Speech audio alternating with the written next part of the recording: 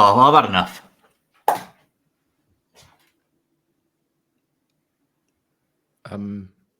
Oh. Well, that's never happened before.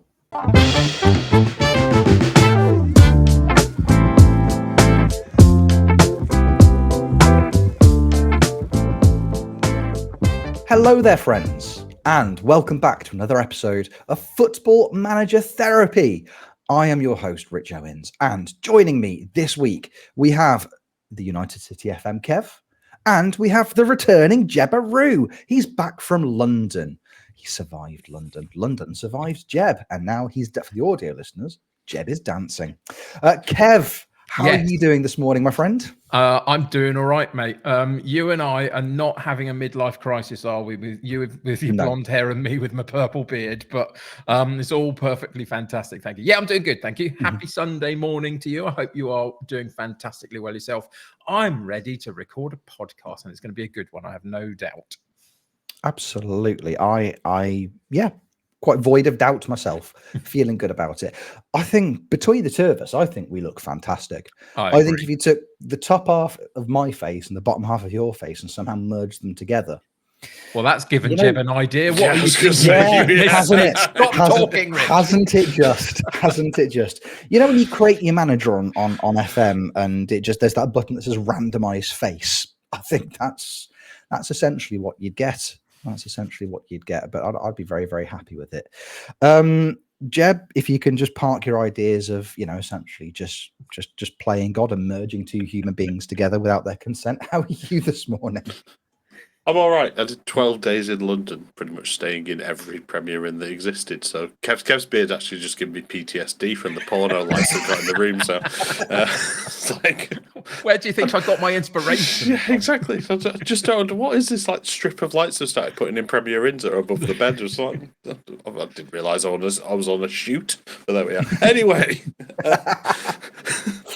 Various things esports wise I've been doing. So we did Halo and then I did Apex, where I turned into a train conductor just shouting all change. It was rather interesting. I've not played much FM. I dived in a little bit yesterday and I'm a bit more recovered. But the thing that I'm enjoying, this is for video listeners, I've got loads of space down here. It's great. Like I've got loads of space. I can talk to my friend that's over. Are you okay? Yeah, I'm fine. Like I'm perfectly fine. Like everything's fine. Yeah. Mr. Jebbles, though, is back. Oh, hello, Mr. Jebbles. Hello. There he is. There he is. Right, good. Get it in the comments, everybody. Hashtag Mr. Jebbles for host. It's inevitable at this stage, isn't it? Meow, how's it taking this long? Meow, friends. Just humour him, viewers. Just humour him. It's fine. Yeah, good. Hi, Mr. Jebbles. Good to see you. Hi, Mr. Jebbles. Meow's it going? Yeah. Okay, good. Right, okay. Can we? Yeah.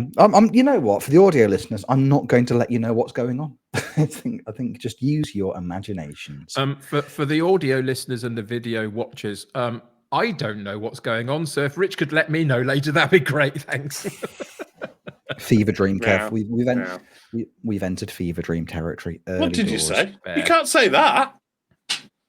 Yeah, that's the end of Mr. Jebbles, right? That's unbelievable. Can't believe they said that. That's a canon. I'm so sorry. Well. Right, anyway, yeah. He's not sorry. He's not sorry in the slightest, everybody. For the audio listeners, Mr. Jebbles is no longer on screen because Jeb threw him across the room.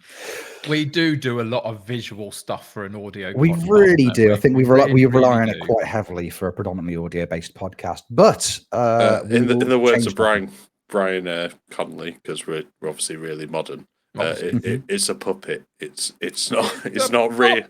Yeah, exactly. It's not real. I haven't thrown a cat across the room. Okay, I'd never do that. Right? Never. No. Yes. For the audio listeners, Mr. Jebbles is actually a 64-year-old man. Just pinged him up against a wall, dashed him against his office door. Good. Right. Lads, it's lovely. Jeb, it's a pleasure to have you back. Indeed, it is. Absolutely. It really, really is. We should probably talk about Football Manager, I suppose, given the context of the podcast.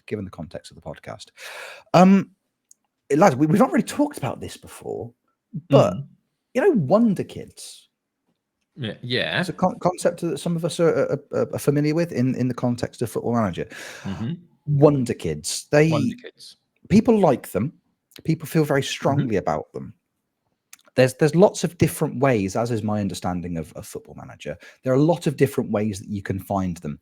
You can do the thing where you change your scouting parameters to put media description in there, then they just all pop up automatically for you. You can set your scouts to find them for you, but as we discussed a couple of weeks ago, sometimes scouting goes a little bit wonky. You say to your scout, right, go and scout Argentina, and they come back and they go, I've been to Bournemouth. Is that the same thing? Anyway, Dominic Solanke, he's quite good. So you can try and get your scouts to do it for you, or there is another way. There is another way. There is. Look at this.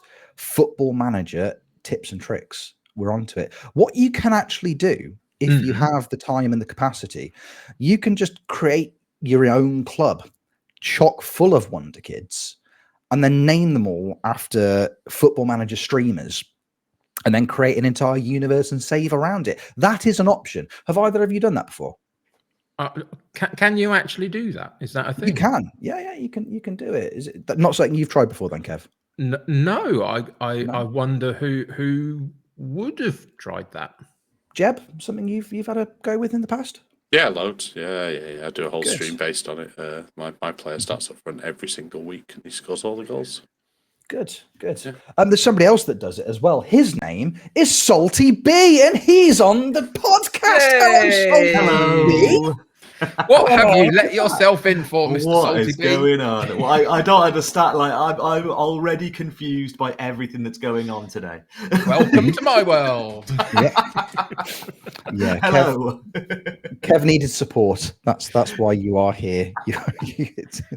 Oh, good. Salty, thank you so much for coming on, man. How are you? Thank you for sitting through the intro.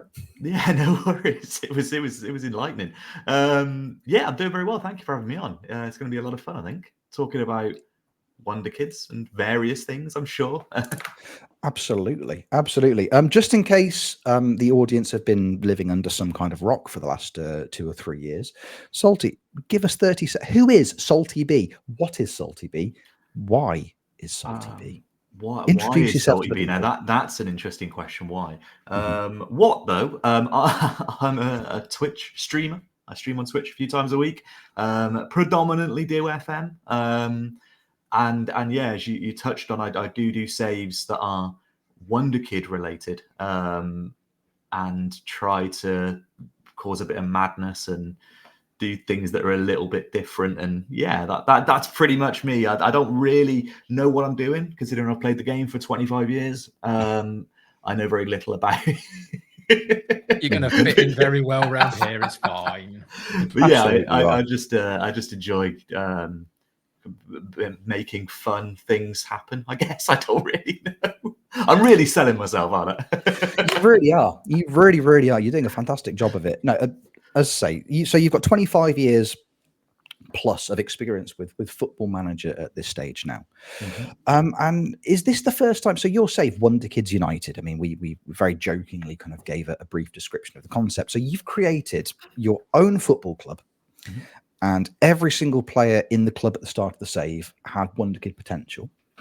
And they are named after members of the FM community who could all, contact you and just give you a brief description of the player that they wanted to be. And how, and it's for some of us on the podcast, our careers at Wonderkids United are going very well.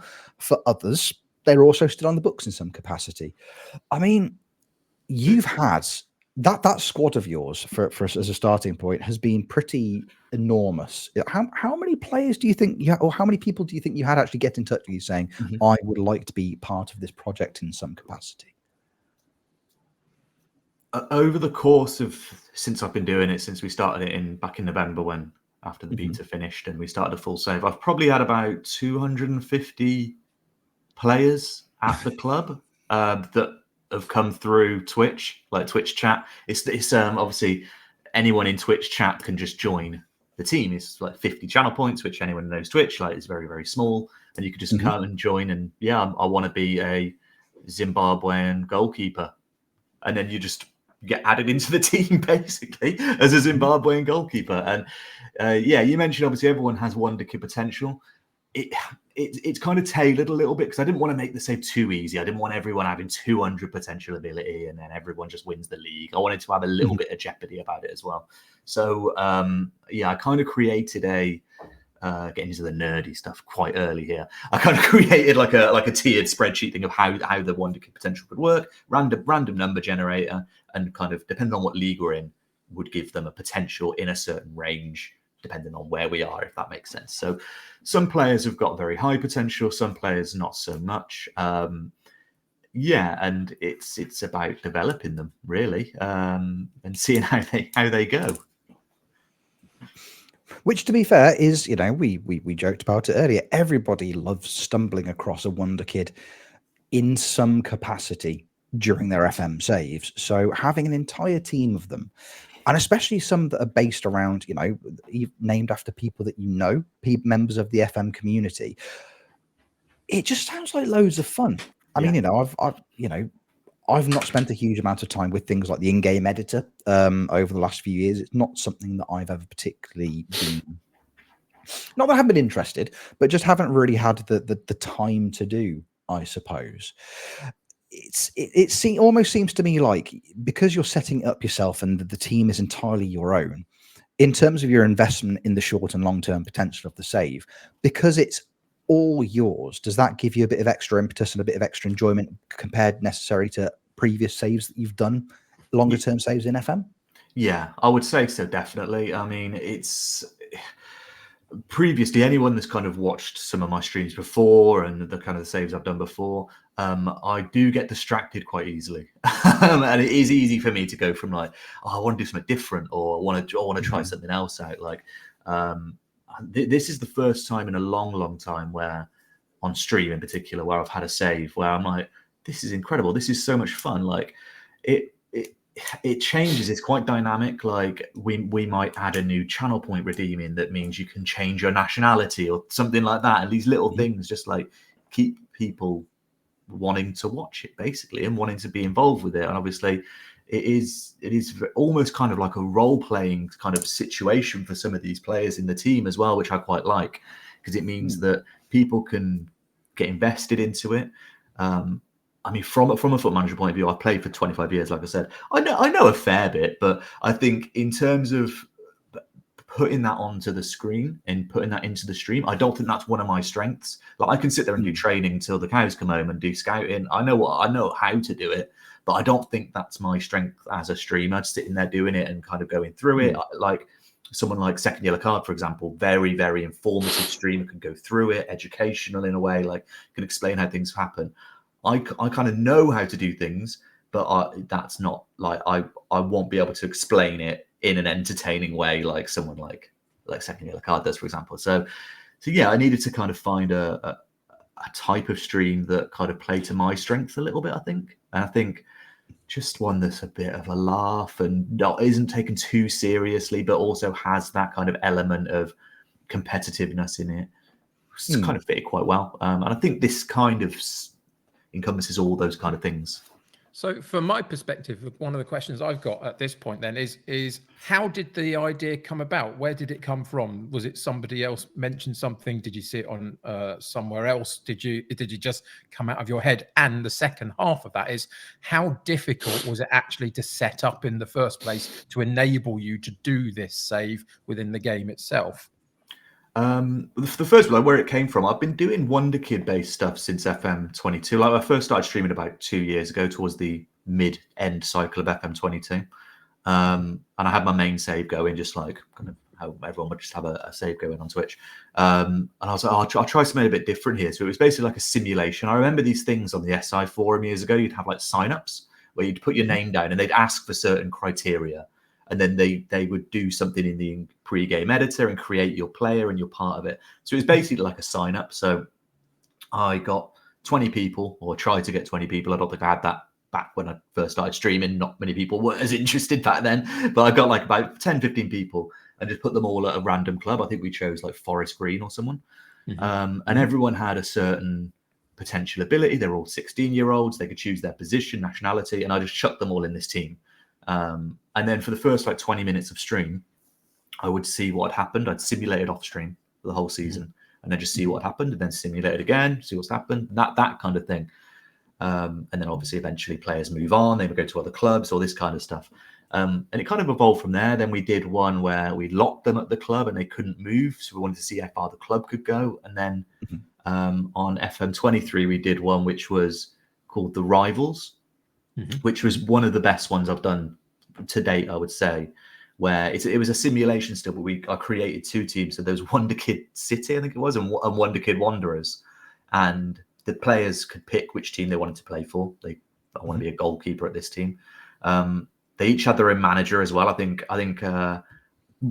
Callum was one of the managers actually in one of the teams, and Lama was a manager in the other team.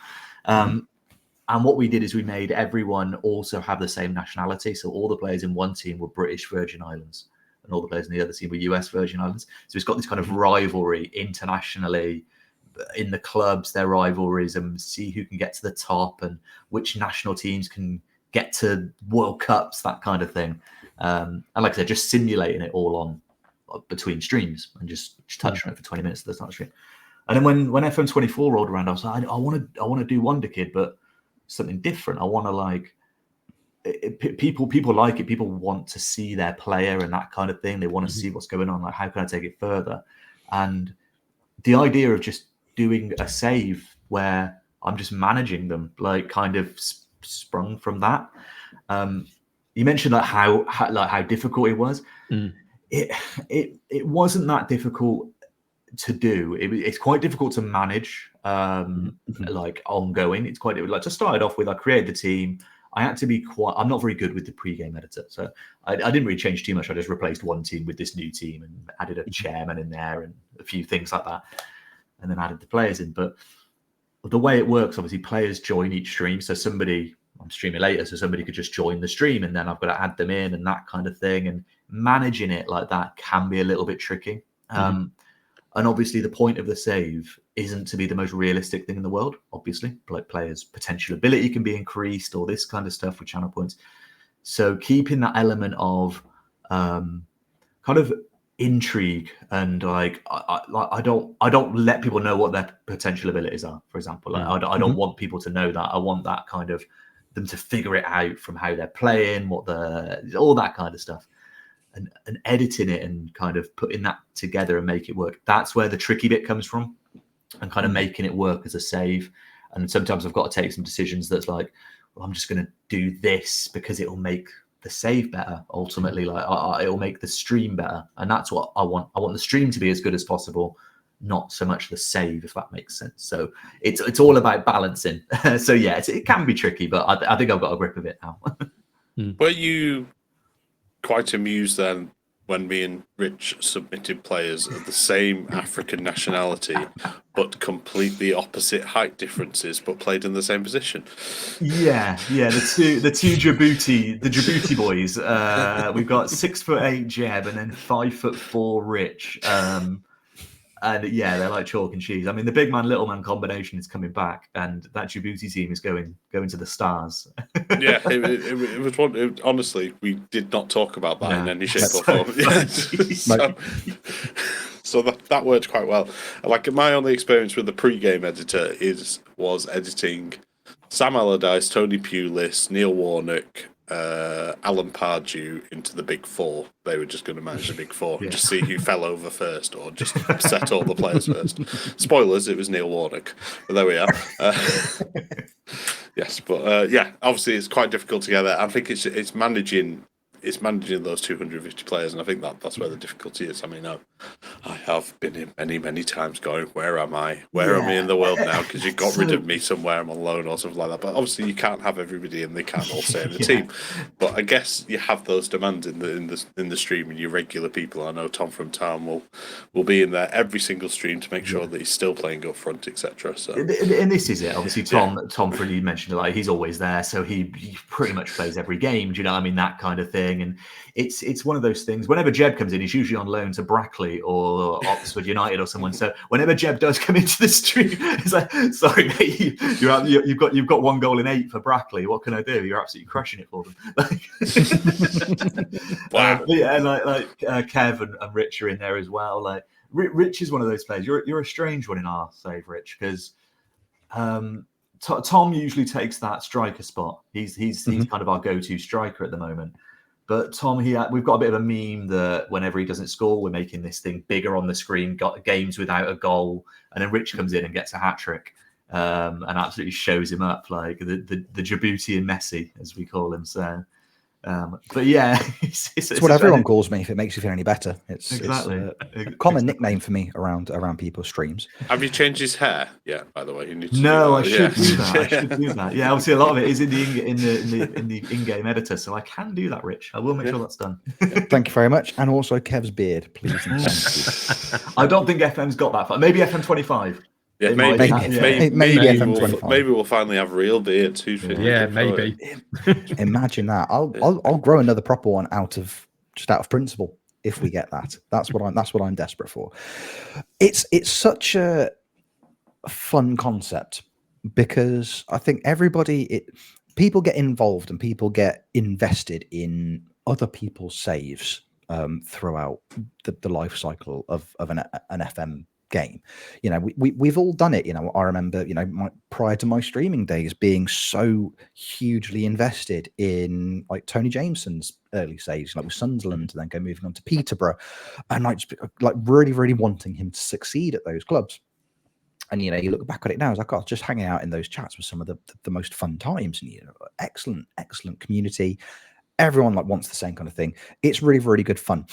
I think with the idea of your save, Salty, the fact that you're almost watching, even though it's a player named after you, that investment from an audience member in what's happening in that stream is just tenfold. I am always interested to find out how the small Djiboutian Messi is getting on in your save, and I will hold my hands up. I don't always have the opportunity to hang out in your streams, and I love it when I do, because again, it's everything you've described for what you wanted from your save comes across through interactions with chat and how people are enjoying watching the stream. That all comes across. What you're trying to achieve, you've clearly achieved. But I will spend as much time as I can when I can in your streams, because there's just a little part of me that just wants to see. I just want to see my name on the screen. I want to see me scoring goals. I want to see me upstaging Tom from Tom. That's what I'm like. That's what I'm really keen on. And as Jeb said, like the fact that we both came up with, you know, opposite ends of the height spectrum based on our real heights, by the way. Mm-hmm. I think that's worth saying. Yeah. For two, you know, strikers from a very small African country, it's so weird, but it's so much fun. I want the big man, little man, Djiboutian forward combo. It just, when I watch your streams and I see my name on there, there's a little bit of me that's like, oh, this is great fun. This is really this is it. And like everyone kind of obviously everyone wants to play in the team. Obviously, you can't play everyone at the same time. Like if I've got quite a few people in, and I've got 4 attacking central midfielders, it's like there's not much I can do, really. Do you know what I mean? So, and I think that most people in the stream understand the nature of it.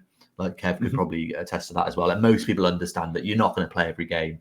There's going to be rotation. There's going to be like we might have 2 left backs in, so they've got to alternate throughout the whole stream, kind of thing, just to make it fair. Like, and going into it, I knew that I wouldn't be playing the best team, and I didn't want to just be playing, this is my best 11, so this is the 11 that's going to play.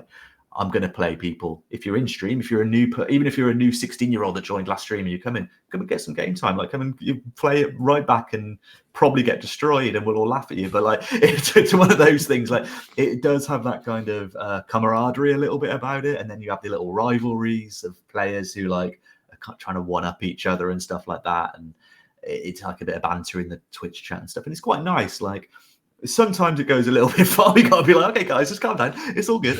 Like, but yeah, like most people do understand.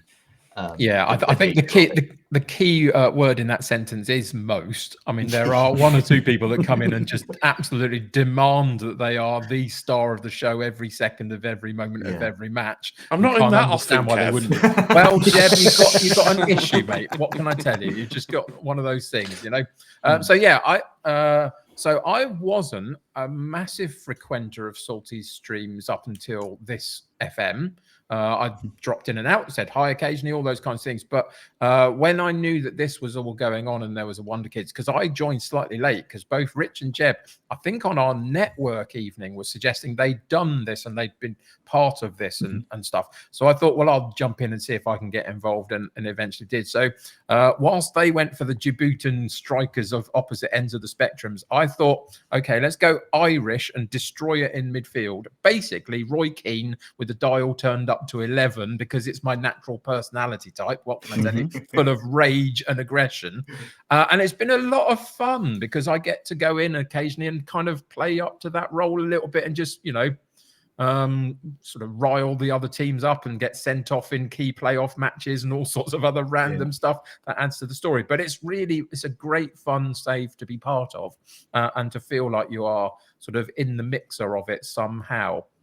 And it, as Salty says, it doesn't mean that you have to be there 24/7 all the way through everything. But if you can dip in and out and be around for half an hour and get a couple of games and add to the story somehow, then it's a great thing. It's been a lot of fun to be part of it in one way or another. Kev, your character in the team is probably one of my favorite. It's just incredible. So yeah, you are this central defensive midfield enforcer. One of my most, I do predictions sometimes, like most people do, like will we win the next game, that kind of stuff. One of my most used predictions is, will Kev get booked in the next game? And almost always the answer is yes. So he's just a wrecking ball. I think it was 2 playoff finals. I think you got sent off in as well. Which cost us dearly, but it all adds to the kind of the joy of this enforcer. And like, obviously you're there cracking heads together, trying to sort things out, riling up the opposition. Like I said, it's that kind of role-playing aspect of it, that kind of engaging thing that it makes my job easier as the streamer as well, because like I've got chat just going off, being like having a laugh and just enjoying it, embracing it all. I'm just clicking the buttons, like, and just talking about what's happening. Like, it makes my job a lot easier. And yeah, and you're the only player that seemed to be able to score any corners for us as well. Because this is the thing you mentioned there, like, how difficult it is.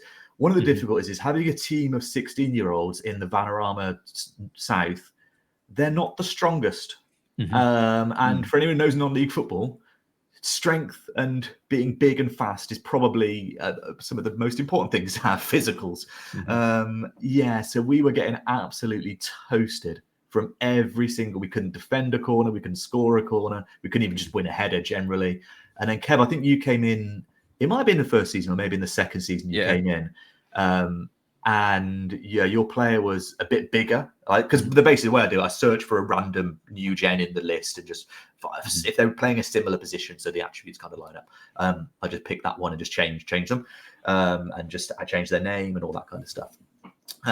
So you came in and your strength was not high, but a little bit higher than other people's, because I think that's an issue with the in-game editor. When you make a 16-year-old in the in-game editor, pre-game editor, they don't, like, the attributes don't really, if you just leave it all as 0, they don't seem to, like, everyone had like 1 strength. It's like, surely some 16-year-olds have got more than 1 strength. Like surely. So there's obviously some little bug there or something. But yeah, Kev came in and the new gens had normal strength. And you were the only player that could win a header. So you just became back post Kev, front post Kev, whatever was needed. All the posts were getting destroyed by Kev, as he was our enforcer, scoring corners for us. But yeah, like, having that role-playing side of things is very, very fun. Can I also just apologise to Tom? Keep calling him Tom from Tarn. We all know he's Tom from Essex, Let's just be clear on that. Yeah, it's good to have clarification. He just puts it on. Yeah, exactly. Yeah, it's so much fun. And one of the questions I actually had is, and I'm sure we may have asked you this before, Salty, and I apologise if we have at some point. Have we ever seen, or has the big man little man combo made it into the Djibouti national setup yet? Because surely at this point, we're starting for our country. You both are starting for your country. There has been occasions when Jeb hasn't been called up, which it's got to hurt. Like, but most of the time, I think you're both on about 20, 30 caps each, which is about like some of the most in the team. You've got a few goals as well, which is impressive. I did see one. I think it was yesterday. I was just looking, making sure ready for today's stream. Just looking, I thought, let me have a quick look how Djibouti's getting on. There was a game that was a 2-0 win where you both played 90 minutes and neither of you scored. So that was strange, like, because you think that these players that are playing for a league, we're in League One now, so these players that are playing for a League One club would probably get most of the goals for Djibouti, but no, but yeah, you are both doing well. You are. You say playing for a League One club. Come on, where am I? You're on the books at a League One club. You're currently turning out Brackley Town. Like, but this has happened. The thing with obviously Jeb going out on loan, there is a few that does happen a few times because obviously I want to keep players at the club, but obviously if I'm not playing them a lot or I loan them out, or just put them on the development list. And there has been times when I've accidentally put people on the development list and loaned them out, and it's like, oh yeah, I'm here. I'm like, oh shit. Like, sorry, Mel. He's been there for the last like 5 streams. I'm like, I'm trying to load you out. Didn't need to. Oh, God. Like, it's things like that. But I think everyone knows. They know who they're watching. They know what to expect. Like with this kind of incompetency. But like, yeah, and everyone like just takes it on the chin. Like, and it's one of those things. And we do try to. I do try to make it as fair for everyone, but yeah, it can be tricky sometimes. But like I said, I think most people understand it. Absolutely.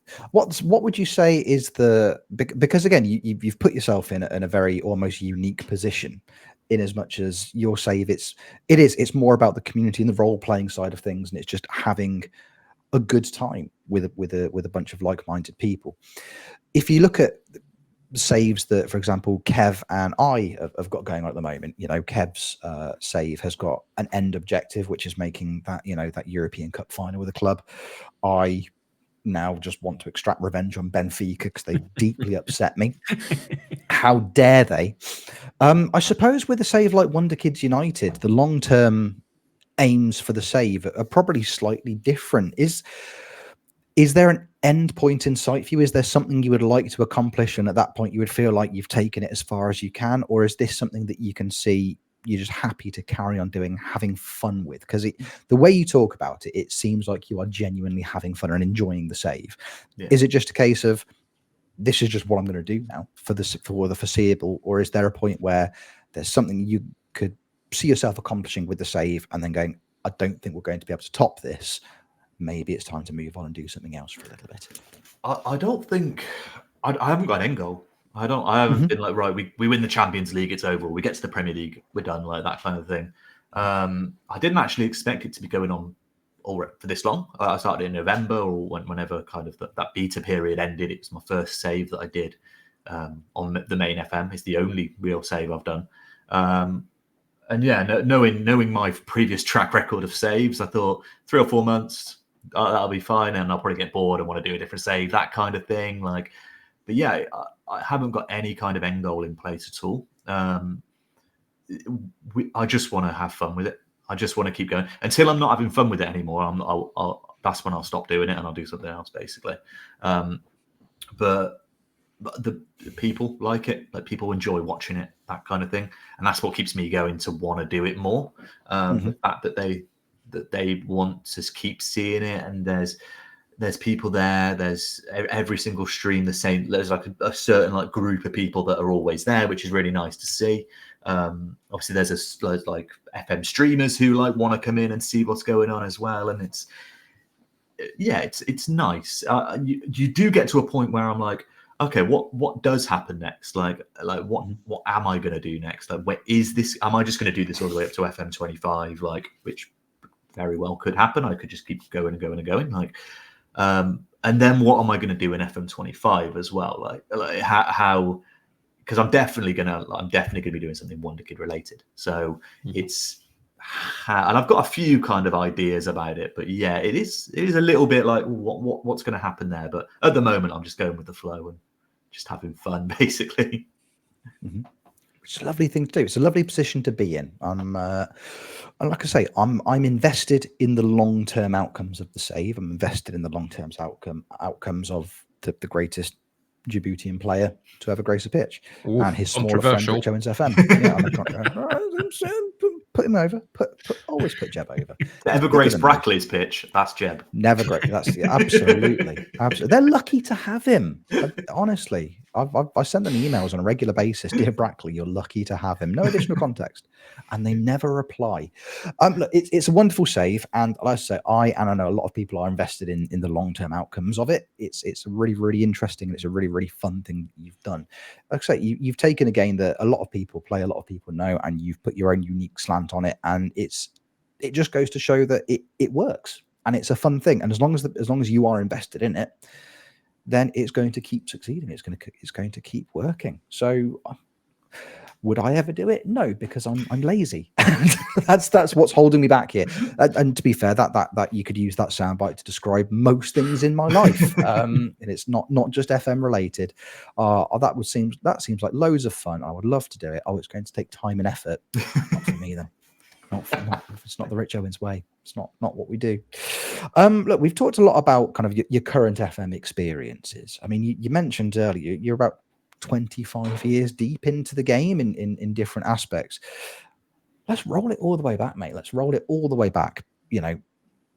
25 years of love with a franchise, which a lot of people, once they're in the long term. It's not very often you speak to somebody say, "Oh, have you ever played Football Manager?" They go, "Oh, I used to." Then I kind of got bored of it. It's like, no, I've played it for 25 years and I'm still enjoying it now.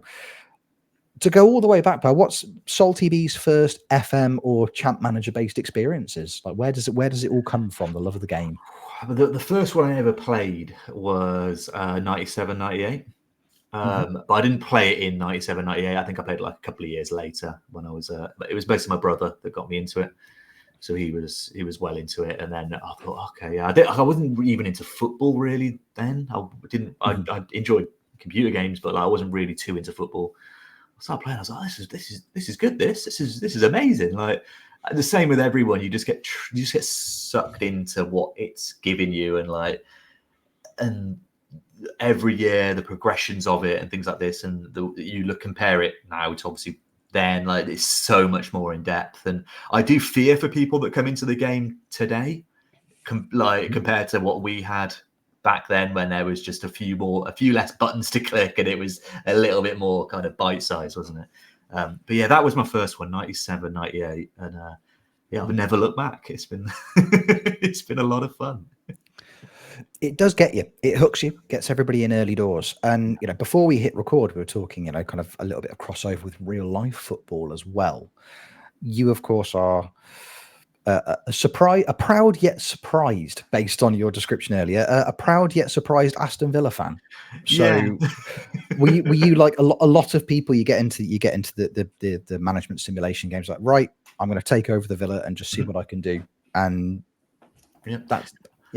I think for the first 6-7 iterations I played of Championship Manager, probably the first Football Manager, it was just Villa. I just managed Villa and then England eventually. Like that was kind of the basic. I'm just going to do this. I know what I'm doing. Long-term save, stay at Villa for 20 years, and see what I can do. Basically, and it wasn't until what year would it have been? It would have been maybe about 2005-ish or something like that. That's when I discovered the joys of the Diffuse Challenge. I don't know if you've seen that before on the forums. One of the most popular challenges on there, where, for those who don't know, basically it's simulating the first season, and then you pick a newly promoted team in the Vanarama, North or South, or another country, a previously unmanageable team, and then you just one team save them all the way to the top if you can, win the Champions League, that kind of stuff. Yeah, and I did that for about 5 years. This is just the best. This is the way to play it. That's what I thought. Like, this is so good. It's got everything in there. It's got lower league football and free transfers, doing contracts, Champions League football, all this kind of stuff is kind of in there.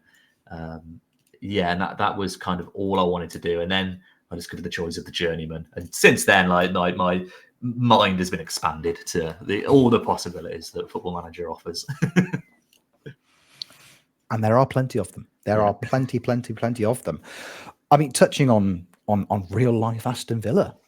I suppose. I mean, I've introduced you as a proud yet surprised fan. Yeah. I mean, what a season! Unai Emery, what a boy in real life. Fourth place Premier League finish. I mean, you were saying before we started recording, you've not really paid that much attention to the Villa this season, and then surprisingly enough, it's gone quite well. I mean, if somebody had offered, if somebody had said to you at the start of the season, you're going to be pushing for more European qualification, let alone Champions League, is that something that as a Villa fan you'd have been very, very pleased with? 100%. I mean, I was saying this with about 4 games to go. I'd be like, I'll be happy with just UEFA Cup like this. Well, not UEFA Cup, Europa League. Like, I'd be happy with just like. It's just incredible that we're obviously in that position compared to where we were 5-6 years ago. Like, and it's just I haven't watched much Villa this year. I don't know if that's a correlation between how well they've done. Maybe it is, but it's the one season I really haven't watched too much of what what they've done. But obviously, I've seen like highlights and all that kind of stuff of it. But yeah, it's madness. I definitely would have snapped your hand off for European football. Like good European football, not Europa Conference League. But I'd have snapped your hand off for that early in the season. But what the turnaround of that club has been incredible. Obviously, being in the Championship, having a couple of standout players, and then the kind of redevelopment of the squad has been incredible as well. And we've had some managerial issues, but then they've been rectified, and it's good. It seems like there's no real issues at all at Villa at the moment, which is rare. Like there's always something like potentially there's something about finances and things like that we need to, but who hasn't in the Premier League? It's Premier League, it's all corrupt, so they've all got finance issues. That's true. Yeah.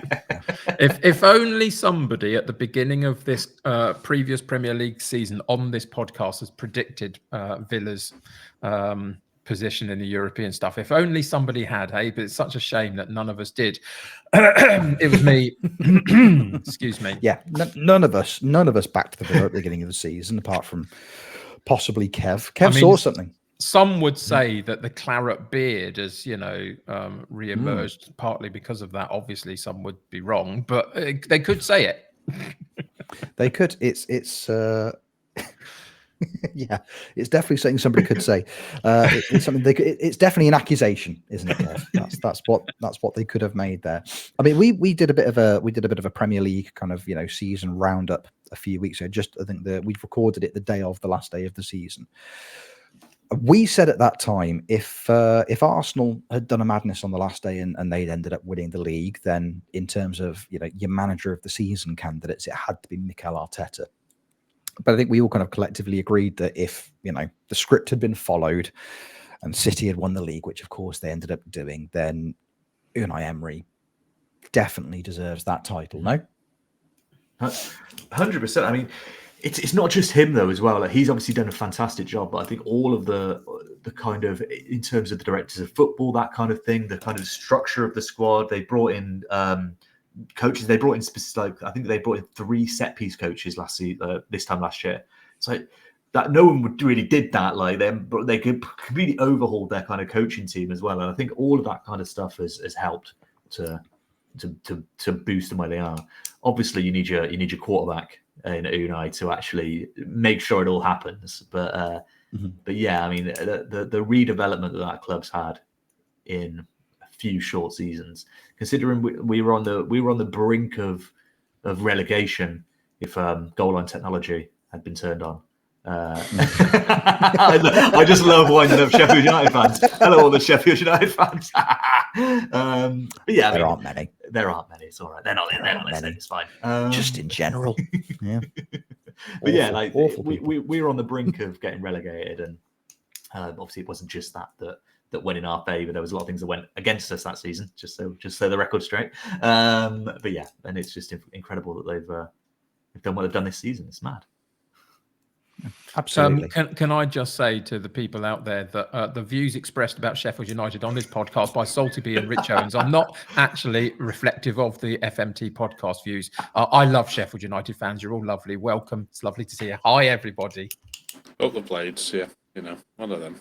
Yeah. Crime. They don't have internet access.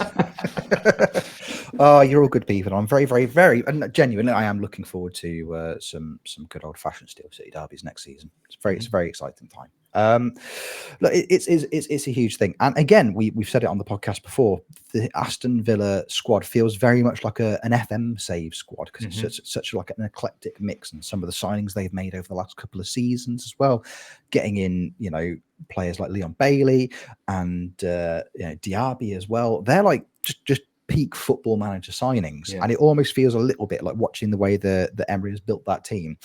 It feels like a long-term FM save, which it's one of those really nice little crossovers in reality. Which we said it offering you European football at the start of the season, you'd have been very, very happy with. What would be an ideal outcome for you for the coming season, Salty? Because obviously you're Champions League bound now. You're going on another European adventure. What would be your ideal Champions League finish? What would you like to see the club achieve in Europe this season? I mean, I genuinely, I am just happy they're there. Like I've got no kind of they need to do this really or they need to do that. As long as we don't get embarrassed by somebody like that, we should be. Like you can almost guarantee some of the teams we're going to come up against, we probably are going to be big underdogs in most of the games. So if we can just put on a solid performance and actually play good football and put in a shift basically and make it difficult for some of these teams that are probably the favourites for the tournament of some of the teams we're going to be playing, then I'll be happy. And the most important thing is obviously keeping strong in the league. Like there's no point in we got Champions League football. Oh yeah, but then we finished 9th. Like, do you know what I mean? So we need to keep up the momentum of Champions League football, even if next season finish 6th, something like that. Like maybe we don't push it again, getting into the Europa League, just being that regular European team again, like we were decades ago. We were this team that would always get into it. Like most of the time, admittedly, we got into the Intertoto Cup, but it still counts as Europe. So, it very much does, and then we'd get knocked out by Genk or someone. It's like, oh Christ, that's my July ruin. Like, I can't wait for next season when you get beat by Karabag. It's going to happen. But the league's the most important thing, definitely. Like the Champions League is this kind of icing on the top. Do you know what I mean? It doesn't. I'm excited to see them playing it. It's going to be obviously good money and all that kind of stuff, all the commercial stuff that comes with it. But yeah, league's most important. I sound like an FM press conference now, don't I? You've clicked. Yeah, just click the second in from the left, and you sound positive, but you're leaving room for doubt. It's the way it works. Always. Yeah. I'd just like to point out that the Djibouti link was there again because if Jeb hadn't beaten me to it, I was also about to make a Karabag joke. So thank you very much. I really appreciate that. It's a really fun thing, isn't it? It must be nice. And I'm speaking as somebody as a supporter of a club that hasn't played in Europe for an incredibly long time. But it must be nice just to be able to go into one of the biggest competitions in world football with no actual expectations or pressure on you. It must be a really, really, really nice feeling. It's because I think for a lot of clubs that regularly qualify for the Champions League, it's not just about the Champions League qualification. It's then about the performance in the competition. You have to give a good account of yourself in Europe and domestically, and potentially if you're fighting for, domestic trophies as well. It's not an easy thing to do. I think we also, and I don't mean this to come across as a criticism, because again, incredible season on the whole from Aston Villa, the season just gone, but you could kind of tell that in the last, 3 or 4 games of the season, that was a club that, they challenged for Champions League football, which they eventually got at the end of the year, made it to Europa Conference semi-final as well. By the end of the season, that was a team that was essentially running on fumes. It wasn't, it's a long season domestically anyway, because of course you've got the League Cup, you've got the FA Cup, and then with the Europa Conference on top of that as well. We've talked before about the difficulties of competing on multiple fronts, and it does feel very much like it's free hit probably isn't doing the Villa justice, because they've got a really, really good team. They've got a very, very strong starting 11. they don't necessarily have the depth of some of your bigger Premier League clubs who are essentially, they are designed to compete in multiple competitions all season. You look at clubs like Manchester City, and how have they accomplished it? I don't know. I can think of probably 115 reasons how they have. But, they've got this squad, and they've got depth, and they've got talent all across the pitch, and they could put out 11s, and you'd expect those. But they've got a player like Jack Grealish that they don't even need to play. Like exactly, you don't even need Jack Grealish. You don't even need him. Neither does Gareth, apparently. So neither does Gareth. And if Jack Grealish ever finds out, he's going to be devastated. Honestly, I'd hate to have to break that news to him. He's just 3 months in Pop World, and he's going to go, "Oh no, I've missed the plane." Oh, they probably fine without me. They didn't notice. So, but it does feel like very much like the pressure is off for them in Europe. So it must be a really, really lovely position to be in. Yeah. I mean, Jeb, Liverpool fan, constant European qualification. Do you almost feel like there is an expectation for your club to perform well across the board all season long? Or do you maybe feel like, even Liverpool fans wouldn't mind if the club would say, right, the objective this season is success in Europe, or the objective this season is a successful Premier League campaign? Do you think you have that option as a club of that size? Not anymore. I would say a couple of seasons ago, yeah, that's what it was. But because I think we've challenged multiple seasons, we'll see. Like I said, a new manager and things like that. But yeah, it's a difficult position to be in. I think you look at where United are, and they've fallen off a little bit. They got into Europe this season and did do very well, which was such a shame. Horrible shame. But yeah, but it's one of those, like, we're expected to do things on multiple fronts just because it's a bigger team. I guess there's a breakaway a little bit in the Premier League currently, but we'll see where it goes with new managers and how the summer goes.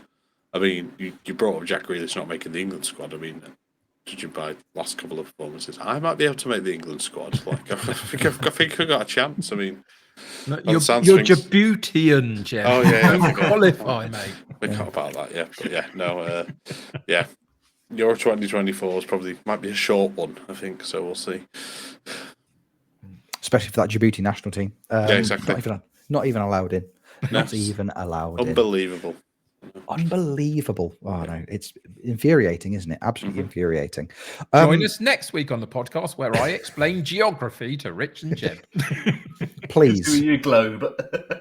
Yeah. Glob? Flat. Ever so weird. Look, I think because you've brought him up, and I think this is a question that there's a fair few Villa fans in my family as well.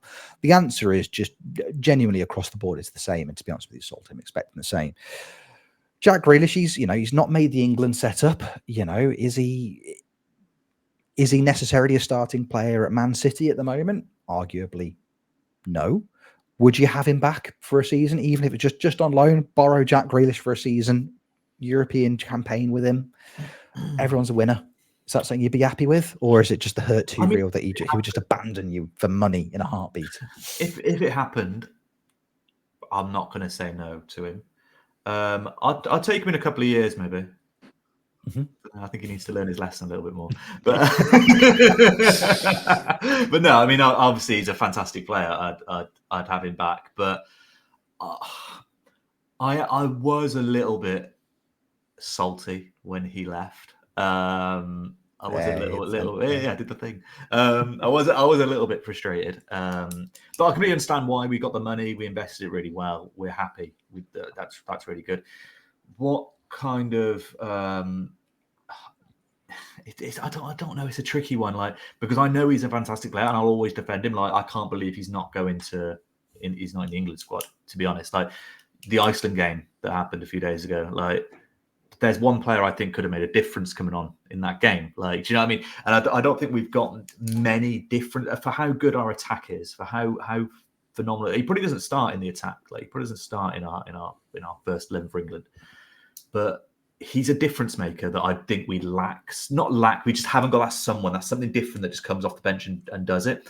I think most players like Foden might be a similar player, but Foden probably gets in the first 11, to be fair. So you need somebody to maybe come in and kind of keep the energy up in the last 20, 25 minutes who can be that difference maker. And I think he would have fit that role really, really well. I get why he isn't going based on this season. Like, he hasn't had a great season, to be fair. Like, he hasn't, but he's playing in a Man City squad where he's not needed. Like, this is probably part of the reason why. Like, if he was playing at Villa, or if he was playing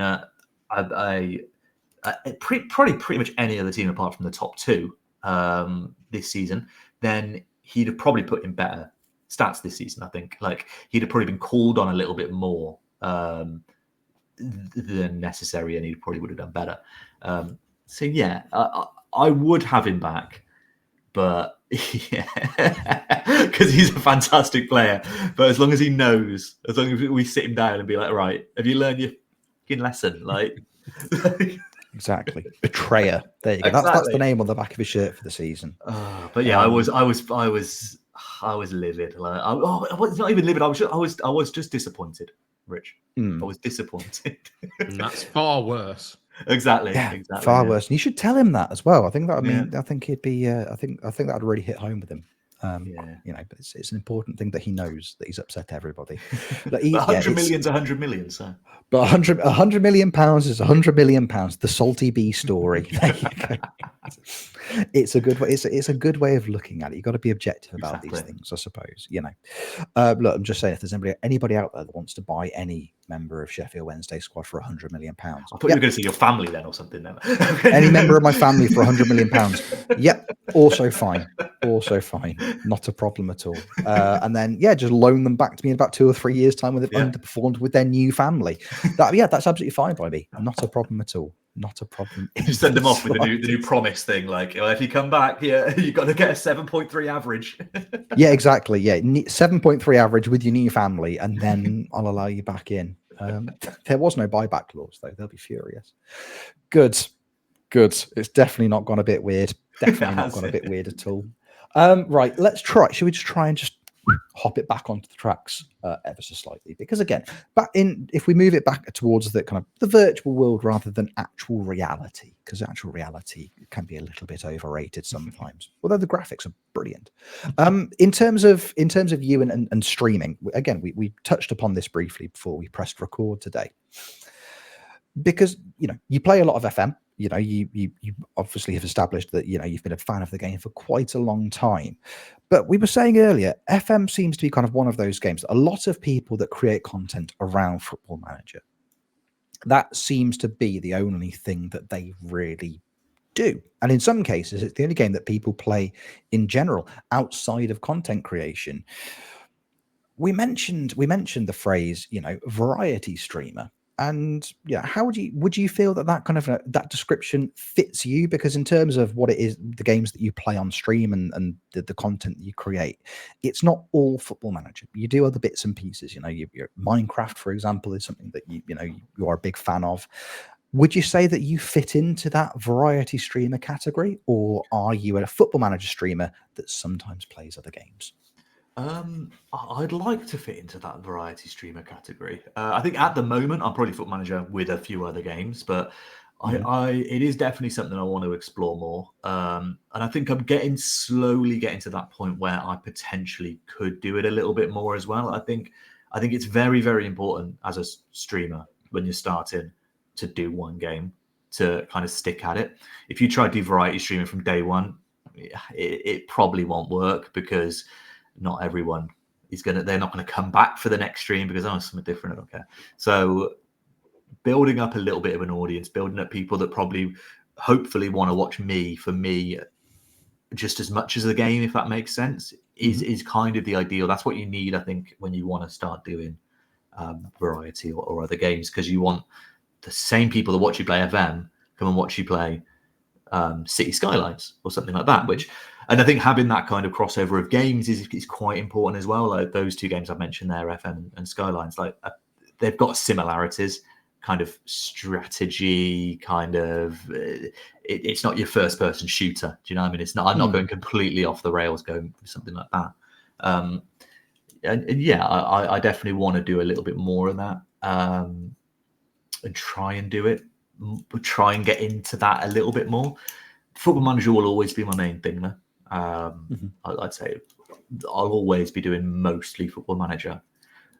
just because it's my favorite game. Like, and I'm okay at it. Like, this is the problem when I go and play other games. I'm not very good at them, which doesn't help. Not that I'm that good at FM, but I go and play. Oh, I'm going to play some Apex Legends. Oh, I'm dead. Like, this is it. I'm going to play some Warzone. Obviously not. Like, it's just those kind of games on stream wouldn't work because I think there's too much of a crossover and it's not my thing. But yeah, doing Minecraft, City Skylines, Stardew Valley. I don't know, anything like that. That's just more of a just chilled out. Just that's the thing, isn't it? So my question for you was going to be, when you're deciding what games to play, are you deciding to play them on your live stream because you enjoy the game and you want to play them, or are you doing it because you think it's going to be a good streaming game? Where does that balance lie in terms of how you choose? It has to be both. Like, I'm never going to play anything on stream that I don't like. So obviously, if I'm thinking, oh, I want to play City Skylines, then I think that does fit the criteria. Like, I'll kind of think about what's the criteria of somebody who watches my stream. What do they actually want to watch? Like, aside from FM, and yeah, City Skylines fits the bill quite well. Minecraft not so much, but it does have that little bit of kind of, it's just a relaxed, chill, just chatty kind of game where you can just get by with it. I've got into Madden recently playing that. Now I wouldn't play that on stream. So that's a game that I wouldn't play on stream because, one, I'm not very good at it and I get very frustrated playing it, which wouldn't be very fun to watch. So there's that. And also I just think that it's not something I can make. It's the same with like pro clubs. I play a lot of pro clubs with the guys like Armstrong and Tom and Big Man on Campus. There's a few others that we were in like a club together. And Big Man on Campus will sometimes stream it, and there'll be a few others that might be. I usually won't because I find it difficult to be engaging with a chat and playing a game like that.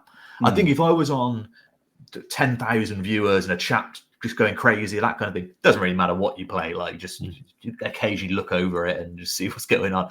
But when, obviously, as a smaller streamer, you need to be chatting to everyone. You need to be engaging them, that kind of thing. But if I'm sat just we're looking at the screen, like when you're playing a game like that, like again, like Warzone or Call of Duty or something like that, like you kind of transfixed for 5 minutes. You probably forget to look over your chat, things like that, which you can't really afford to do. So yeah, that's kind of where I draw the line. But I'll try anything. I mean, if I really want to play something, I'll play it. Like, but I do try to stick to the conventions. I think you've hit the nail on the head quite well there. FM is the kind of game where you can have that constant interaction with your chat. It's something that, it's a hallmark of a United City FM stream, by the way. It's that community building and it's that interaction with the people that are in there and watching you, which you can do. I mean, we've all said it. It's very similar to, the three of us very, very rarely take part in draft competitions these days, for example. Yeah. And especially the ranked ones where it's all a little bit more intense. When you're drafting that team, even on those streams, you don't necessarily have the opportunity to engage with your chat as much, which is, it's something that I dislike not being able to do. I know Kev feels the same and I do too. You want to maintain that interaction with the people around you. And, I'm shockingly enough, when I've been drafting, especially on FM24, I'm relying on the chat to tell me exactly who to pick because I don't do very much of it. I'm not very good at it. Thank you, chat. But, it's one of those things that you don't want to lose touch with your audience and playing games, especially like your Apex Legends and your war zones. Yeah. You don't have the opportunity to do it as much. I don't just play FM. I play a few other games as well. And when I'm playing those, sometimes I'm sat there and thinking to myself, could I stream this? I'm like, no. I absolutely couldn't, because the level of concentration that I'm having to put into what I'm doing or like what I'm playing, the two games I've been playing a lot of recently, I play a fair amount of EAFC because I always have, and I don't play it for long though. I play 2 or 3 games and I'm like, yeah, I'm done. That's enough of me for today. And I've gotten really into Fallout 4 recently as well, but because I'm so terrified of being murdered by everything, I'm like, I couldn't sit here and have a conversation with people at the same time. I couldn't do this. I'm walking around, there's a house, and then I'm just going to turn around for a second, there's a bear and it's eating my face, and I haven't saved for 2 hours. Good. And It's this like is the difference when you've got someone like Shroud who's playing Fallout, like who's got these thousands and that, like he can get away with playing it. He can just play whatever he wants. He knows people are going to be there and that kind of thing. But when you're building an audience, when you're building it up and you're a smaller streamer, like I said, like it is, you need to have that. Football Manager is actually a fantastic stream game, like and not just because it's kind of got that just chatting element, but in terms of the size of it, like anyone can just jump on for Stream FM for the first time. You're probably going to be quite high up in the list. There's not a huge amount of people streaming FM at any given point, right? So you get recognized a little bit quicker if you've got like a good enough camera, mic, that kind of stuff. There's a better chance of that kind of discoverability. Whereas you jump into Minecraft for the first time, you're going to be on page 600 for a long time, like unless something happens. You know what I mean? It's tricky. And these games like Apex, Call of Duty, PUBG, those ones, they're also good stream games, but for the right kind of streamer. Like those kind of games where you do a game for 20 minutes. Oh, I won or I didn't win. Go back to the lobby, start again. That's quite good because then anyone can just jump into a stream at any given point and know what's happening. You know what I mean? Whereas FM's got the difficulty in that side because someone new jumping in, oh, you're in 2038, what the hell's going on? Like that kind of thing, you kind of got to explain it a little bit more. So there's that difficulty. But overall, I think it's fantastic. But you have got to be quite selective with what you stream. Like I wouldn't be able to stream Fallout. I think I streamed a bit of Starfield. I think I streamed Starfield once and then never did it again. Because like this, I love that. I was playing it offline. I was like, it's amazing. I was like, I cannot stream this game. I was about to say that's how most people played it. They played it once and then didn't play it. Actually, you're one of the rare ones that went back and played it. So well done. I really enjoy it. But it's like, even like Skyrim or something like that, like a game that's like universally accepted as being great. Like I would struggle streaming that because I don't know, like Rich was saying, you have that focus, you have that tunnel vision, you're scared of dying all the time. I just want to chat and click buttons and occasionally put the Titanic sinking meme on the screen, and like because I've lost 5 in a row. That kind of thing is what we do. There's some games that lend themselves to streaming and talking. I mean, I think Skyrim's actually probably there because it's a single player. Like the multiplayer stuff is difficult. I mean, I've streamed my GTA IP a few times, and that's really difficult because I've literally got to go from being on stream going, "You okay there?" to do full Scouse accent, and then going back to, "Oh hi, you all right? Yeah, I can see you. Hi, yeah, cool. You okay there? Yeah, I'll get sorted. All right, then, nice one." Right, but it's quite difficult to change your accents, and then you slip into GTA RP with your normal voice, and then you've ruined that, and then you're just back and forth. I imagine though with the RP, the people watching probably accept it a little bit more. They're happy to just lurk and just enjoy what's going on. Like I think with FM, viewers expect a little bit more interaction and they expect a little bit more, you need to answer my question kind of thing. Like obviously that kind of thing, like because you can. Maybe with RP, I mean, I've never done it, but maybe they accept it more, and then you might have a higher lurker base, if that makes sense, of just people wanting to just enjoy the experience. And I think that's the important thing with FM as well. You need to be talking a lot, because if you're not, it is very, very dull to watch somebody play FM and click through. So like, if you're just sat there, no chance.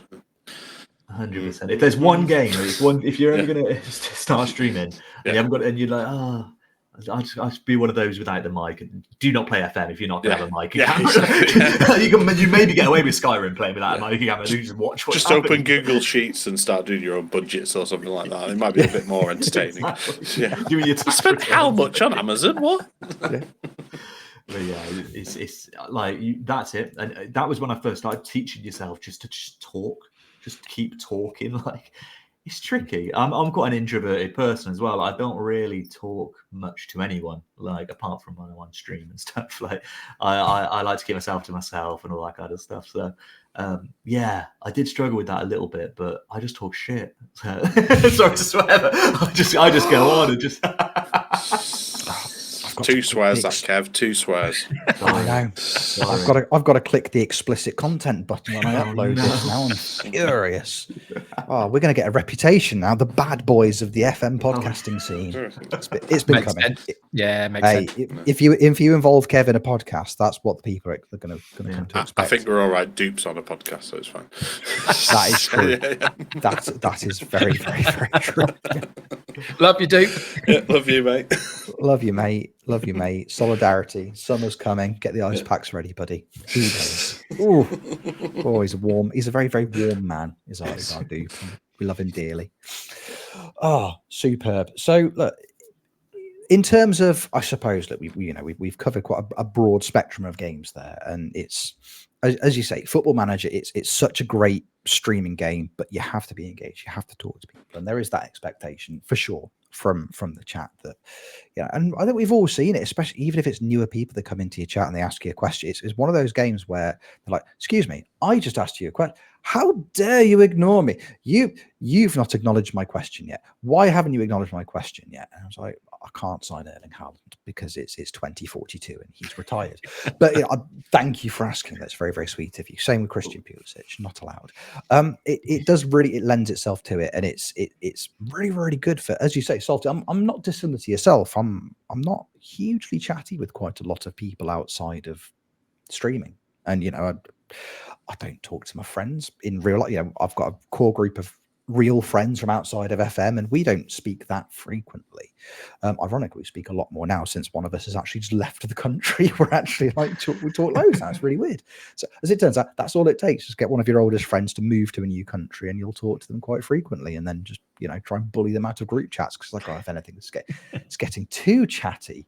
Are we really that invested? Oh, here's a picture of me I live in Vietnam now. Cool. Well, I still live in the Midlands, and it's just as nice.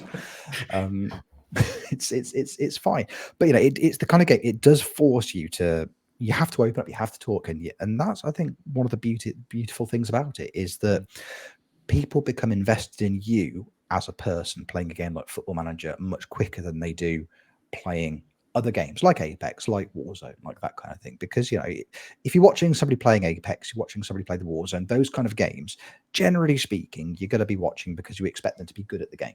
Because there are such a huge volume of people that stream those games on a regular basis that you're never going to be spoiled for choice. Oh, I'm going to go on Twitch and maybe somebody's streaming Warzone today. Oh, look, there's actually about 3,000 or 4,000 people that are currently doing it. And whereas like Football Manager, you're clicking on somebody's stream, and because people are seeing, you have to open up, you have to be willing to talk, and people become invested in you as a streamer significantly quicker because they're not necessarily just watching you because they want to watch you winning game after game after game after game after game. Certainly not in my case, but people are getting to know you as a person and getting invested in you as a person, which for me is actually far more rewarding than it is just being like, hey, look, I'm going to stream this game. I'm going to win every single time. And you're all just going to sit back and go, my gosh, he's wonderful at playing that specific game, but I'm not really as invested in him as a person because, I've referenced there, I've got my real group of friends. And for the audio listeners, Rich has just done air comments around real. I've got my friends that I've grown up with and I see frequently, but then again, I speak to Jeb and I speak to Kev and I speak to Callum as much, if not slightly more than I speak to them. And, just because I don't see them every day, they are some of my very, very good friends. And I've gotten to know them through playing Football Manager. So it's a wonderful game to get involved in. And it's also a wonderful game to stream. I'm a big fan of it. I like it. Well done. Well done, Football Manager. You did it, champs. Proud of you.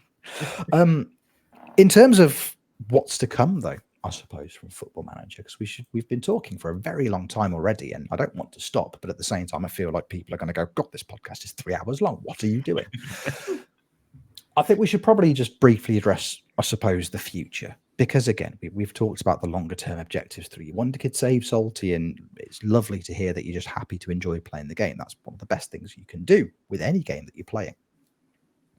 Obviously, SI have already announced FM25. They did it at the same time as FM24. They've announced there are going to be changes. There are going to be new things. Obviously, with the big exception that we've talked about earlier today in terms of, proper beards and being able to make them purple. As somebody with 25 plus years of experience with the franchise, what would you really like to see in FM25? want to see them kind of revamp not all of it, because if they revamp everything, things can go bad. So maybe the way the interface just looks and feels, moving around from one thing to another, just something a bit different. I think for the past like 6 or 7, probably about 4 or 5 years, we've pretty much had the same UI. Everything's been exactly the same. There used to be a little bit more tinkering. They used to tweak things a little bit more. Obviously, you can get your skins and things like that, reskin stuff, but it would be nice to see a little bit of a difference in that. So it feels like a new game. When I load up FM25 for the first time, I'm like, this looks sharp. This looks new. What's this? Oh, where's this? Even if they move things around, like rediscovering things. Like, we all knew clicking on FM24 for the first time, we knew exactly where we needed to go for this. We knew exactly where which is good in a way, because it has that familiarity of the old games. But I want to experience a new game. Do you know what I mean? I want to experience something new. So if something is better in a certain way, just do it, try it, change it back next year if you don't like it, that kind of thing. People are still going to buy the game. Like, a lot of people are going to buy FM25. Like, we know that for a fact. Like, a lot of people are going to buy it. And I'm very much on the side of graphical improvements. A thumbs up. I know obviously a lot of people have the argument of, well, I used to play with the flashing text. So did I, and I loved it. Yeah. Like, I loved the flashing text. I also like games with amazing graphics. So there's the two sides of it. So I think it's 2024. Yes, it's not it's not needed in a game like this, because it is a text-based, info, stat-based game. But it'd just be nice. Just be nice to see some nice graphics, really. Like, yeah. that's where I kind of sit on it, really. Nice graphics, and also Clive Tildesley's commentary back. Just the original commentary from CM2. Yes. On ball, looking for the flick on. Goal! There you go. They've still got it somewhere. Yeah. Get Clive back in, lads. On floppy disks. All on floppy disks somewhere. It's all on floppy. Never throw anything away. That's the lesson we need to learn from this. Yeah, I think that's fair. And again, it's the graphical improvements are always going to be at the center of any conversation about newer FMs and what people are expecting. Obviously, there's going to be a complete overhaul of the match engine this time. What that's actually going to physically look like, nobody knows. Nobody has any idea. But I saw a tweet from somebody the other day, and they were like, "Oh, look, this is the kind of thing that I would like to see from the new Football Manager." And it was like a screenshot from something like FIFA 2006 or 2007. It's like, yeah, this is a match. This is what I'd like the match engine to look like. I immediately thought, no, you don't. That game, firstly, it looks horrible. And secondly, if anybody ever had the displeasure of trying to play any of the FIFA Manager titles that basically use the FIFA of that day's match engine as the game simulating, you really don't want to use that as your match engine, because it was absolutely honking. My friend John used to play it a lot, and he's like, I can't score any goals. I'm like, no, and nor shall you, because the strikers are all terrible, the defense are all too good, and they just cancel each other out. So yeah, he was like, I've started this save 6 times as Liverpool and I get sacked by December every time. Like, how many games have you won? It's like 3. It's like, there's the problem. Expectations are too high, and your team physically can't score goals. But yeah, let's go with that for FM25. That seems like the way forward. Yeah, I think it's one of those things that we don't know what it's going to look like. But I think if you're right, at its very core, despite me describing this game to a lot of people that I know that don't play FM as spreadsheet and HR simulator, it's still, you want it to look lovely. Yeah. So if that's what we're seeing from FM25, absolutely fantastic. I mean, I fall under I'm in the camp of it would be lovely. Don't get me wrong, it would be really, really nice if if it looked sharper. Brilliant. It's not a deal breaker for me, but if it is something that happens, then I'm all for it. Absolutely. New match engines, new year, it's going to be good. It's going to be good one way or the other. I think we can take as standard that the game should play well, like in terms of the stuff we expect it to do. Like, that it shouldn't be it doesn't necessarily need to be an either or. Like, well, if you want good graphics, that means that the match engine's going to, or the way the game plays, there's going to be more. But like, we should almost kind of expect that to be perfect. That needs to be as it is. I mean, it's not perfect now, but like, don't break that for FM25, and then do all the graphic stuff as well. It's not too much to have. Obviously, like whatever they do is going to be great, but that would be the ideal, wouldn't it? Just we don't want them breaking the actual gameplay. Like that's I personally think that. Yeah, I personally think Rich wants Steel City Derby, where he's managing Sheffield Wednesday, and then Rhian Brewster's going through on goal to score the winner, and a Deathclaw from Fallout 4 kills him. That's exactly what I want. Yeah, that is exactly what I want. I don't think it's asking for too much. I'm not asking personally. Yeah.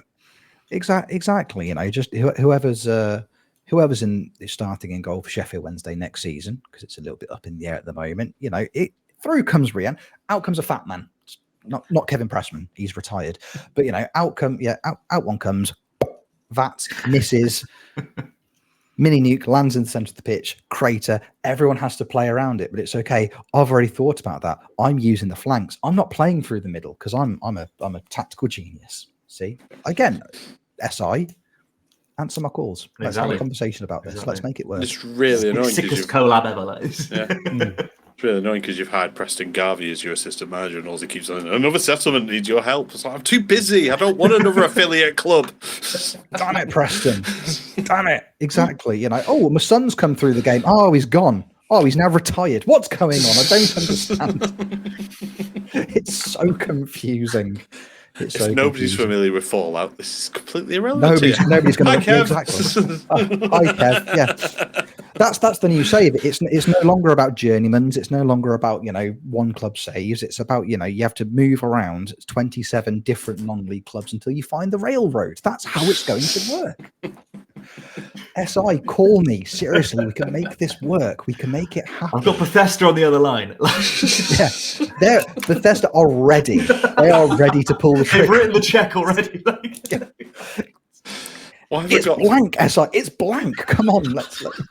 Why have I got 200 underdeveloped affiliate clubs that I've not done anything with? Oh, good. Oh, fantastic. Oh.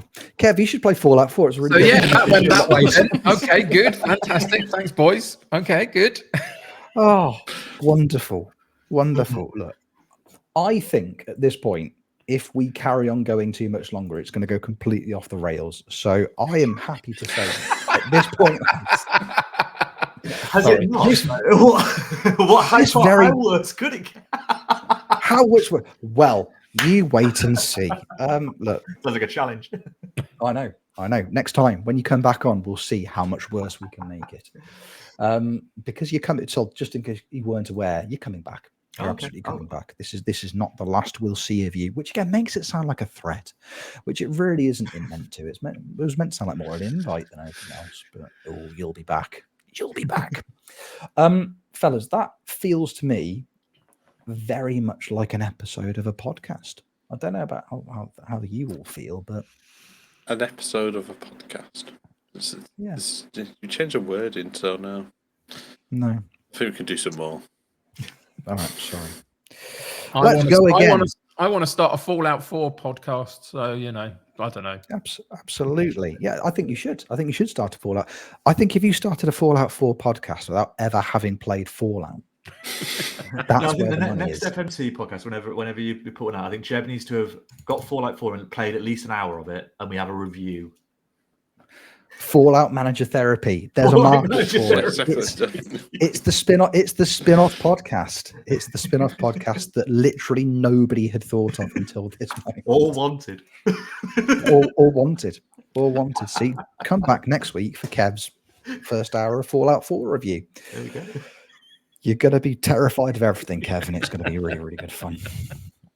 I'm many hours into it, and I'm still terrified of everything. It's good. Remember when I played Resident Evil on stream? It's that, but everything's bigger. It's terrifying. Nice. I'm not just trapped in one building now. I'm trapped in just a wasteland. Scares me enormously. Hey, lads, I don't know about you, but that very much feels like a podcast. Go on then. Let's do that. Well done. I got the catchphrase right. It just took 2 goes. Good. I got thrown by Salty. It's just new people here terrifies me. am quite scary. Next time, Salty, I'll be used to it. You'll be absolutely fine. Don't worry.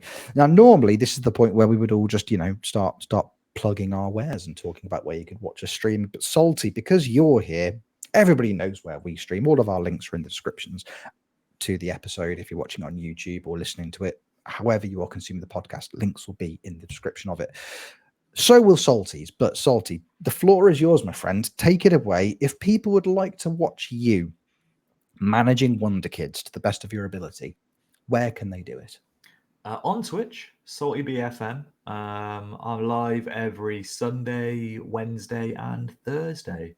So probably when this comes out, it'll probably be the Wednesday evening when the next one is. So if you want to come and be part of the Wonderkids save, literally all you got to do is come in and say hello, and we'll add you in. Basically, easy as that. You won't get in the team. Just just manage expectations. You're off to Brackley, but you'll be there. Yeah.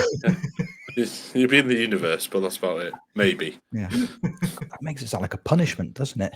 Right. Yeah. You can come. You can be part of it, but in Brackley. I'm sure Brackley's lovely. I've never been, but I'm sure it's wonderful there. Sure. Next FMC, I'll do Brackley.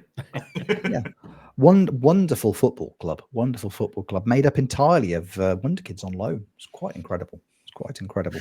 Lovely. So there you go. Go and check out Sol TV. If you've never watched one of his streams before, you're in for a treat. If you have, you know what we're talking about. You know just how good it is. As for us, you know where you can find us. You know where we are. If you are listening to this on Patreon on Monday, then the day that you're listening to this, if you're listening to it on the day it came out, FMT Network Save is back tonight. Don't tell anybody.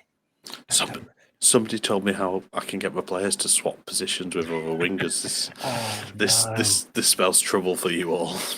Yeah, but that only works if you do it with a goalkeeper. Just want you to know, it only works if you swap a winger and a goalkeeper. Otherwise, the game just crashes and everyone gets really upset. Damn it, Kev! Why did you have to come out here last week, Kev? Being all informative. Well, yeah. Sorry. Helpful. Oh, I've put player instructions on loads of my players now. My Wolfsburg side are now playing really, really well. What are the chances? Yeah. Really high, as it turns out. Really high if you play the game properly. Who knew? Clearly not me, the host of a Football Manager-based podcast. Good. That's all good news. Salty, it's been an absolute pleasure having you on today, mate. Thank you very much for your time. Thank you for having me. Yeah, it's been amazing. Good to talk to you guys. Anytime, mate. Absolutely anytime. And I've said it during the record, but we will absolutely have you back. Don't you? But this isn't the last you'll see of him. Lovely. Jeb, it's been a pleasure having you back from that London as well. Thanks. I'm glad you're back. Okay, it sounds really insincere, doesn't it? I've got the more sincere I try and sound, the more insincere I do sound. So yeah. Good to have you back. Yeah, really glad. Cheers. Nice one. Anytime, mate. Yeah. Cheers. Yeah, Cool. Thanks. Good. Kev, with your beautiful purple face. Oh, thank you very much. You're still a champ. It was still a champ. It was only supposed to be the beard, but the face has just gone purple. You know what? The whole face gone purple. I am still the champ. I don't quite know how we managed it. It wasn't quite in the circumstance I would have really loved it, but I am still the reigning, defending, undisputed Football Manager World Heavyweight Champion, and I'm very pleased about it. So come at me, community. Come and give it a go, and I'll keep it. Absolutely, he will. See, there you go. An exciting thing that happened to Kev less than 24 hours ago, which we waited until the very end of the podcast to bring up, because that is who we are as people. Deeply unorganized. Well, me anyway. Deeply. Just gonna start waving so you just get to the end. Anyway, actually, before we go, I just thought, new 10-minute segment. How long can Jeb wave for? Lads, it's been an absolute pleasure. Thank all of you. Thank you all. It's been lovely, and thank you, the audience, for listening, for watching, however you're consuming this podcast. We appreciate you enormously. Thank you very, very much for choosing to spend some time with us here at Football Manager Therapy. We will see you on the next one. Take care. Love you lots. Meow. You heard. Bye.